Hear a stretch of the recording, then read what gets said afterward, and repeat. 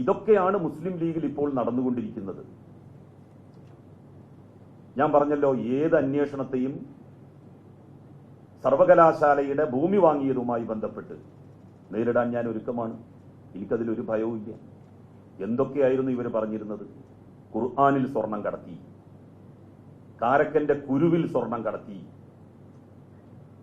ഈ ഖുർആൻ അങ്ങോട്ട് പോകുമ്പോൾ അത് തൃശ്ശൂരിൽ വെച്ചതിന്റെ GPS കേടായി, എന്നിട്ടത് ബാംഗ്ലൂരിലേക്കാണ് പോയത്. വല്ല കാര്യമുണ്ടായോ ഇവര് അങ്ങനെ പറഞ്ഞിട്ട്? എത്ര ആളുകൾക്ക് അടി കിട്ടിയെന്നറിയാം. എന്റെ വീട്ടിന്റെ അടുക്ക് അതിന്റെ പേരിൽ ജാഥ നടത്തിയിട്ട്, അക്രമാസക്തമായി ജാഥ, പോലീസ് തടഞ്ഞു സ്വാഭാവികമായിട്ടും. എന്തിനായിരുന്നു ഇതൊക്കെ? ഈ കള്ളത്തരങ്ങളൊക്കെ അവരെനിക്കെതിരായിട്ട് പറഞ്ഞ് പ്രചരിപ്പിച്ചത്. ഞാനൊരു 10 പൈസ അങ്ങനെ ആരുടെയെങ്കിലും മുക്കും എന്ന് അവർക്ക് ബോധ്യം ഉണ്ടായിരുന്നെങ്കിൽ അവർക്കത് പറയാമായിരുന്നു. ഇല്ല എന്ന് അവർക്ക് തന്നെയാണ് ഏറ്റവും കൂടുതൽ ബോധ്യം. കാരണം ഞാൻ യൂത്ത് ലീഗിന്റെ ജനറൽ സെക്രട്ടറി ആയിരുന്നല്ലോ. ഇങ്ങനെ ഒരാക്ഷേപം ആരെങ്കിലും എന്നെക്കുറിച്ച് അന്ന് പറഞ്ഞതായിട്ട് ആരെങ്കിലും കേട്ടിട്ടുണ്ടോ? പൊതുപ്രവർത്തനം സംശുദ്ധമാകണമെന്ന് വിശ്വസിക്കുന്ന ഒരാളാണ് ഞാൻ. എന്റെ ബന്ധുവിനെ, പണിയില്ലാത്ത തൊഴിലില്ലാത്ത ബന്ധുവിനെ തിരികെ കയറ്റി എന്നാണല്ലോ പറയുന്നത്. ഞാൻ തൊഴിലില്ലാത്ത ആരും കയറ്റിയില്ല. 1 വർഷത്തെ ഡെപ്യൂട്ടേഷനാണ്. 1 കൊല്ലം ഡെപ്യൂട്ടേഷൻ കൊടുത്തതിനാണ് ഈ വധശിക്ഷ വിധിച്ചത്. അയാളിപ്പോ ആ യോഗ്യതയില്ല എന്ന് പറഞ്ഞ ആളിപ്പോ കേന്ദ്ര പൊതുമേഖലാ സ്ഥാപനമായിട്ടുള്ള ബാങ്ക് ഓഫ് ബറോഡയുടെ കൊച്ചിയിലെ ചീഫ് മാനേജറാണ്. മോശക്കാരനാണെന്ന് പറഞ്ഞ ആള് അന്ന് സൗത്ത് ഇന്ത്യൻ ബാങ്കിലായിരുന്നു. ഇപ്പൊ അദ്ദേഹം ബാങ്ക് ഓഫ് ബറോഡയുടെ കൊച്ചിയിലെ ചീഫ് മാനേജറാണ്. അവനെന്നത് ആവാതിരുന്നത് നന്നായി. 15 ദിവസം കഴിഞ്ഞപ്പോൾ രാജിവെച്ച് പോയി. വാങ്ങിയ ശമ്പളം തിരിച്ചു കൊടുത്തു. അങ്ങനെ ചത്ത കുട്ടിയുടെ ജാതകം നോക്കിയിട്ടാണ് സിറിയക് ജോസഫ് എന്നെ കുറ്റക്കാരനായിട്ട് അന്ന് പ്രഖ്യാപിച്ചത്. പണം വാങ്ങിയിട്ട്, പദവികൾ വാങ്ങിയിട്ട്. ഞങ്ങളെപ്പോലെയുള്ള പൈസ ഇല്ലാത്ത സാധാരണക്കാരായിട്ടുള്ള ആളുകൾ ഈ പൊതുപ്രവർത്തന രംഗത്ത് എങ്ങനെ നിൽക്കും? ഇവരെ പോലുള്ള ആളുകൾ ഇങ്ങനെ ചെയ്യുമ്പോൾ ഞാൻ നിങ്ങളോടും കൂടിയാണ് ചോദിക്കുന്നത്. ജീവിതത്തിൽ അങ്ങനെ എന്തെങ്കിലും ചെയ്തു എന്ന് ഇവർക്ക് പറയാൻ വേണ്ടി സാധിക്കൂ? ഇത്രയുമാണ് ഇതുമായി ബന്ധപ്പെട്ട് എനിക്ക് പറയാനുള്ളത്. ഇനി നിങ്ങൾക്ക് ചോദിക്കാം.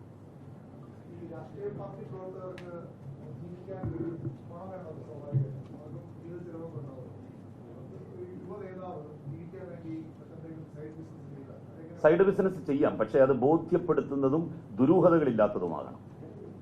എവിടെ നിന്നാണ് തനിക്ക് അതിന് പണം കിട്ടിയത് എന്നുള്ളത് പറയണം. ഇൻവെസ്റ്റ്മെന്റ് വേണമല്ലോ. ആ ഇൻവെസ്റ്റ്മെന്റ് എവിടെ നിന്ന് കിട്ടി അത് പറയാൻ അയാൾ ബാധ്യസ്ഥനല്ലേ?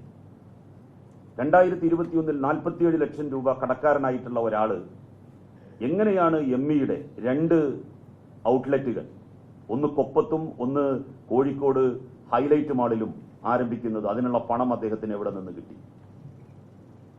അദ്ദേഹത്തിന് ലഭിക്കുന്നു എന്ന് പറയപ്പെടുന്ന 5.25 ലക്ഷം രൂപ എന്ത് ജോലിയെടുക്കുന്നതിനാണ് അദ്ദേഹത്തിന് ലഭിക്കുന്നത്? അദ്ദേഹം ഇവിടെ ഇരുന്നു കൊണ്ട് ചെയ്യുന്ന ജോലി എന്താണ്?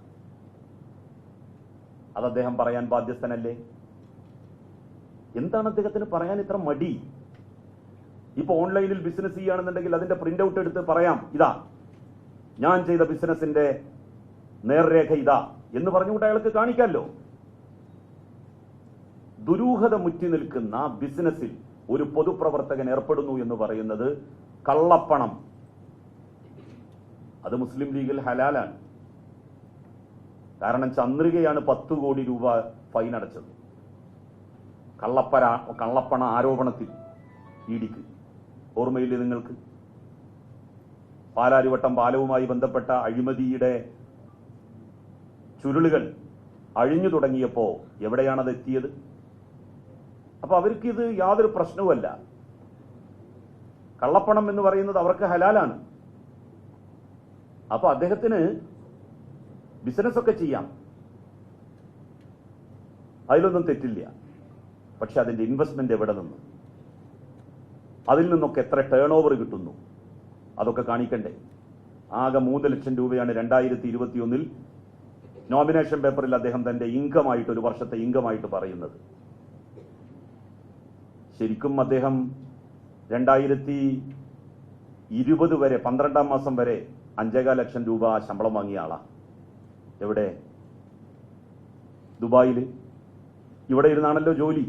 അപ്പൊ അവിടെ ശമ്പളം, അവിടെ നിന്നിട്ട് സ്വാഭാവികമായിട്ടും അത് എത്തുമല്ലോ.